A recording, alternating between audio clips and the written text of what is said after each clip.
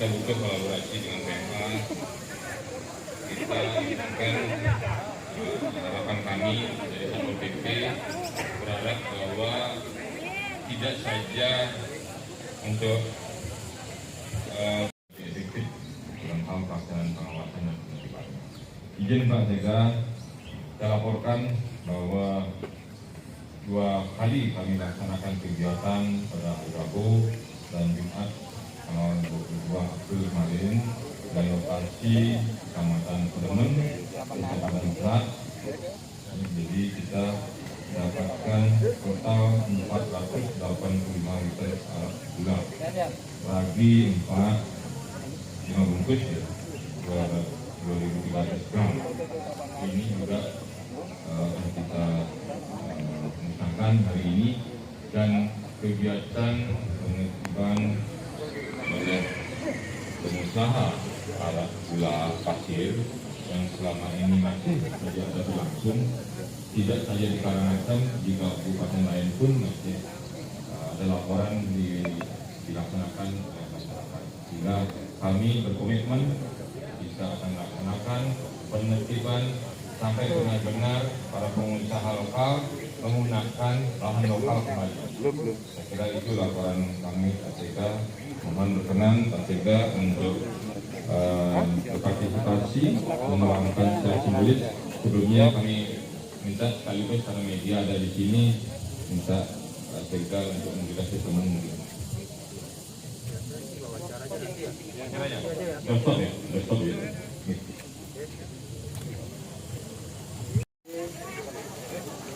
Sama-sama. OPD Kabupaten juga. Isunya disiapin ya.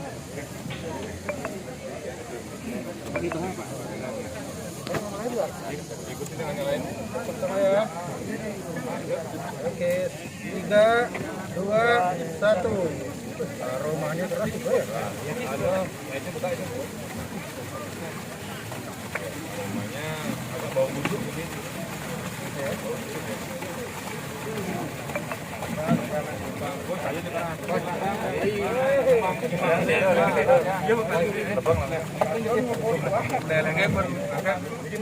Penyumbang terbanyak ini Karangasem, bau kan? Keras sekali raginya penyampurnya. Coba ada enda belum ah?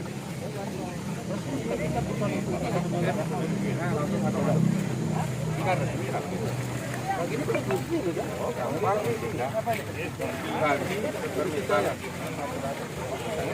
Dua ada ini ragi. Artinya raginya bukan barang.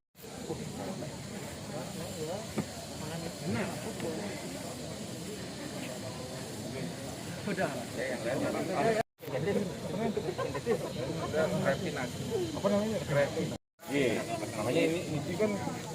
Ini namanya minuman fermentasi, bukan destilasi. Iya, karena hanya ragi ya. Oh, barang yang sudah jadi diolah lagi. Akan dulu gitu ya. Kan harus cari celah. Kasar dan peminum soalnya kan apal ya. Kasar dan peminum. Menerbitkan peraturan gubernur nomor 1 tahun 2020 tentang tata kelola minuman fermentasi dan destilasi.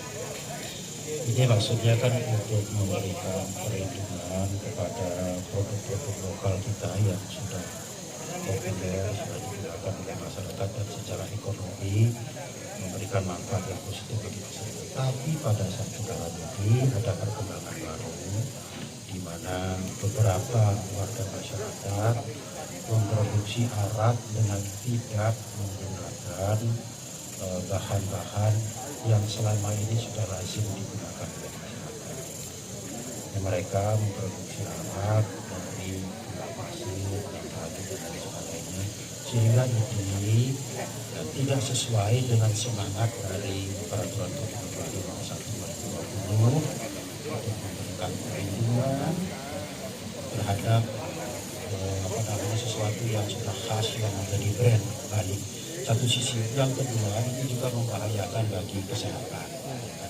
Karena itu tentu pemerintah Provinsi Bali tidak ingin produksi arak melalui fermentasi antara gula pasir dengan ragi ini merugikan petani arak yang menggunakan sumber daya yang benar, bahan-bahan yang benar, dan juga tidak ingin menimbulkan gangguan kesehatan pada masyarakat. Oleh karena itu, kita perlu menugaskan Kasat Pol PP untuk melakukan penertiban kepada masyarakat, kepada warga masyarakat yang memproduksi arak yang kurang patut ini.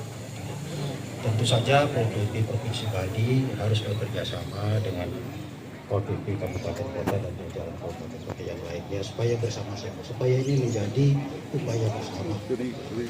Sehingga nanti kalau hanya Pol PP Provinsi yang turun, khawatirnya Pol PP Provinsi kan tidak bisa setiap hari berada di sana.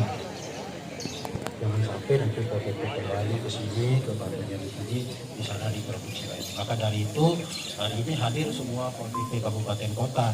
Ini harus menjadi pengetahuan bersama, referensi bersama, dan upaya bersama untuk menertibkan ini. Kalau ini sudah menjadi upaya bersama antara provinsi dengan kabupaten kota, maka kami optimis masyarakat akan mengikuti. Ya. Ada efek jerah nanti Pak untuk produsen yang masih nakal ini Pak? Ya itu pendekatannya terakhir ya. Kita masih dalam tahap ya pembinaan, termasuk juga mengambil produk-produk mereka. Jadi kalau produk mereka diambil, sebenarnya mereka kan sudah mendapat hukuman juga ya kan. Karena ini kan sudah ada kos atau biaya yang keluarin, kemudian diambil oleh PPP juga disita segala macam. Tetapi kalau itu dilanjutkan terus, bukan tidak mungkin juga kawan-kawan PPP akan melangkah menggunakan tindakan yang lebih kuat lagi untuk memastikan bisa menertibkan. Karena peraturan perundang-undangan kan mengenai tahapan-tahapan di dalam menegakkan sebuah peraturan. Tapi yang pertama, tahapan pertama kita persuasi, kita ajak masyarakat, kita beritahu ini berbahaya dari sisi kesehatan, ini merugikan dari sisi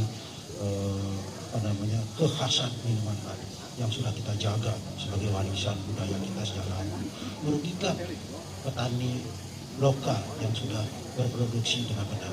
Kita persuasi, masih berlanjut, kita lakukan tindakan yang lebih kuat lagi. Kita ambil produk-produk, diproduksi lagi, kita ambil produk. Pada titik tertentu tidak bisa diatasi, ya bukan tidak mungkin, Pol PP akan membawanya kepada tindakan yang lebih kuat lagi, memberikan sanksi. Ya. Terima kasih Pak.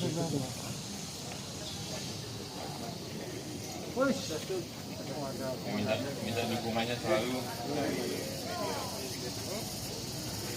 Harapan kami adalah menertibkan sampai tuntas, mengembalikan sesuai dengan ketentuan Pergub 1 tahun 2020. Artinya mengarahkan kepada para pengusaha arak gula yang saat ini masih melaksanakan aktivitasnya, kita dorong untuk beralih ke bahan lokal sesuai dengan ketentuan Pergub 1 2020. Seperti itu. Jadi kalau ada masyarakat mengatakan atas nama alasan kondisi pandemi, saya kira juga tidak tepat. Kalau arak gula diproduksi itu satu hari bisa 300-500 liter per satu pengusaha. Itu kan sudah melampaui batas, ambang batas yang seharusnya diperbolehkan secara undang-undang, secara aturan yang lebih tinggi. Kalau bahannya hanya berbahan lokal, paling banter, paling banyak 30 liter, paling banyak 30 liter per hari.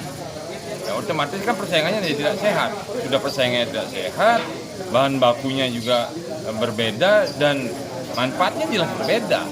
Nah, sehingga apa yang disampaikan oleh Gubernur, apa yang disampaikan oleh Pak Sekda, untuk jangka panjang, arak gula ini tidak baik untuk kesehatan. Saya pastikan kawan-kawan yang masih mengkonsumsi arak gula, diabetes lebih cepat. Saya pastikan, karena bahannya memang pakai pemanis buatan. Seperti itu. Sampai kapan nanti penertiban ini? Tidak ada batas waktu, penertiban sampai tuntas di seluruh Bali. Kita harapkan sampai tuntas. Kita persiapkan sanksi yang membanding. karena sementara ini diatur oleh melalui tata kelola, melalui Sektor 1 peraturan gubernur, saya kira sanksinya kembali kita dorong ke desa adat. Makanya kami berharap betul peran desa adat menggunakan wewenangnya melalui peraremnya, sehingga benar-benar bisa diawasi di wilayahnya masing-masing, wewenangannya masing-masing. Satu, dua.